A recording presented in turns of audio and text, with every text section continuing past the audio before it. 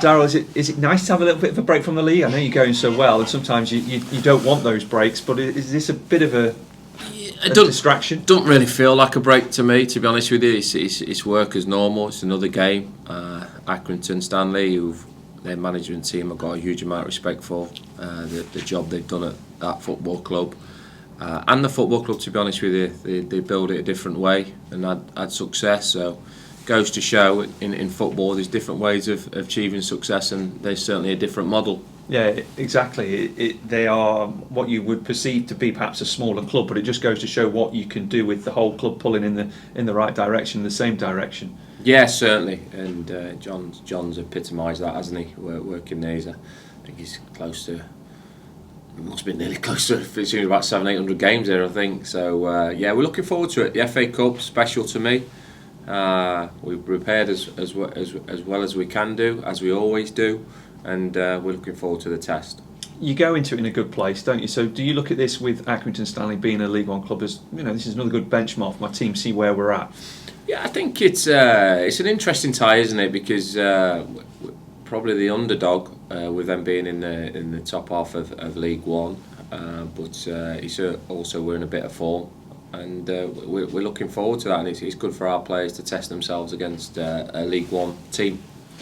And you're at home as well, and the fans, as you know, are buoyant at the minute, given the results that you're getting and the run that you're on. So to have that home support as well will be beneficial to you. Huge, yeah. The fans have been magnificent since I've been in the door, to be honest with you. So they'll hopefully be lively and buzzing, and being our 12th man, which we always ask. We always ask for them to reset every game, and it's a cup game, so hopefully it creates a good atmosphere. I think it's 3 times that this football club's reached the third round in the last 10 years. I mean, you'd thought that could have been a little bit better recently, trips to Manchester City, but then by contrast losing to Kings Lynn last season. The fans would love a little cup run again, wouldn't they? Yeah, certainly, so would I. It's the beauty of the cup, isn't it? You don't know. I don't really like to look too much into the history of things, and competition resets every season, doesn't it? So need a bit of a look in the draw as well, a bit of luck along the way, and anything can happen in the FA Cup, and that's why it's the world's favourite, best cup competition for me. And not only is it a good competition, it can also bring in needed revenue, and if you're building your team and moving forward and looking to keep in that promotion chase, a bit of extra income when it comes to January won't go amiss, would it? No, we'll get you some new gear as well if we can get us into the second round. But not the same as yours though. No, it's even worse. Don't worry about that. Yeah, no, it's finances. It's important at clubs like any club, to be honest with you, to get finances in the door, and the cup competitions are there for all to see, for the prize money, and like you said there, the Man City away game, the revenue that can come into a football club. But we have to come away from that. We have to just focus on our performance, like we have done in every single game this season. Make sure that's absolutely spot on. And like I say, you keep doing that, and then the results can take care of themselves if the performance is a good one. So that's what we're looking to do. We're looking to put on a good performance and hopefully get in the second round. You've not had a midweek game, so you've had time to reflect, and you look at the last 10 games that you've had, and 8 wins out of that 10. I mean, you must be really pleased. I know you'll be quietly pleased. You won't say so much about it, but you and your backroom team must be really happy with what's happening. Well, of course we are. But we're not getting carried away, like I said, and I know I get a little bit heated after games and stuff like that. And I think it's controlling the environment. We're here every single day. There's a lot of excitement around the place, and that's for everybody else to enjoy. And I'm certainly not knocking that, because that's why there's a lot of love for the football club. They want to see the football club doing well. But for me and my coaching staff and my players, it's about just controlling that and just making sure that we're level-headed, win, draw or lose games. Consistency about our work, consistency about our goals of where we want to go and what we want to achieve this season. And I think that helps with controlling the excitement that's around the place with the great start we've had. Is it nice to have had a week without a midweek game, where you can just get everyone together and focus on some things that perhaps you wanted to go over in more detail when you've had more time? Yeah, it is. It can be useful. Done plenty of unit work this week, and things that we need to work on and get better on, and that's continually doing that, if I'm honest with you. But it's been a positive week. 1 or 2 hopefully coming back hopefully not too far away. So the group's in a good place. And has anyone given you any food for thought? I mean, you won't want to change things too much, I wouldn't imagine. But is the players that are really pushing to try and get into that first team? Yeah, they are. We've had a setback with Jamie Proctor. Unfortunately, he's having his hernia operation today. So we're disappointed in that because it wasn't caught on the first scan we had, and then still was discomfort. Went in for the second one and ultrasound scan, and we've noticed that he's got a hernia problem, so it's going to rule him out for 2-3 weeks.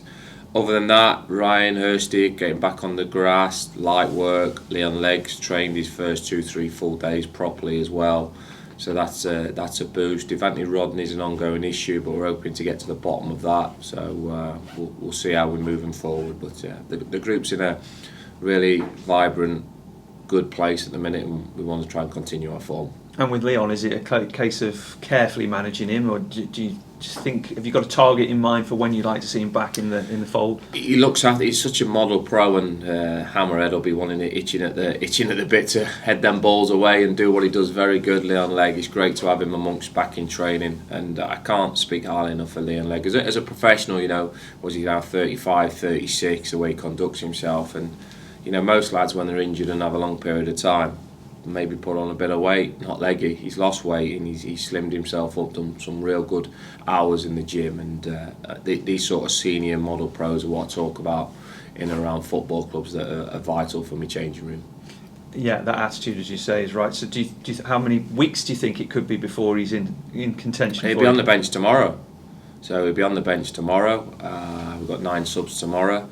Might play a bit of the part Tuesday night game, so like I said, but he can only do that because he's looked after himself from his injury, and that's what I talk about, professionals being professionals, and Leon Legg epitomises that.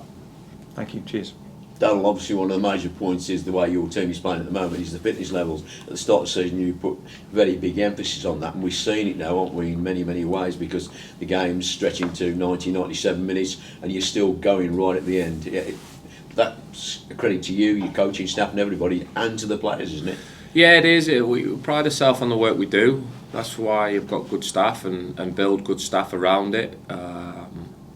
A lot said at times, isn't it? Like you bring players into the football club. The most important thing at a football club for me is getting the backroom team absolutely spot on. And and I think some teams cut corners on that aspect, and we don't here.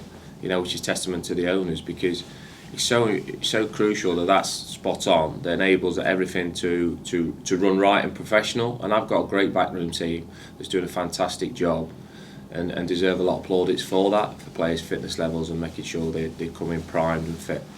It's credit to the players as well, because they're buying into it. And as you said, you can only start with 11. Okay, you've got the subs, but they're all at it, Darrell, aren't they? George, the door's there if they're not. It's as simple as that. The door's there if they're not. So there's no non-negotiables on that. It's not, players are professionals. They have to be like this, and if they're not like that, we're on the cases. So that's the way it has to be. So, but credit to the players, as in, yes, they do that well, do it right, but they're the non-negotiables for me and my staff. And finally, for me, you've just touched on, you said you love the FA Cup. Do you think it's lost any sort of its glamour? Because, when we hit the third round, we always see people reducing teams, particularly the big teams. No, I don't think it has. And I think you've got to be respectful of those big teams. They have an awful load of games, and they've got big squads, isn't it? So, and their squads, it's not just 11, isn't it? So they're still massive names still playing, even if they're in the earlier rounds, they don't go full strength. And you see them at Wembley, the big teams, when they're lifting the cup, how much it means to them and the club. So I don't think it's lost its touch at all. I think the press tries to make more of that than it possibly is. But what's the point of just having 11 players where the big guns are in Champions League, Europe, massive league programme, international. So they've every right to mix the teams up.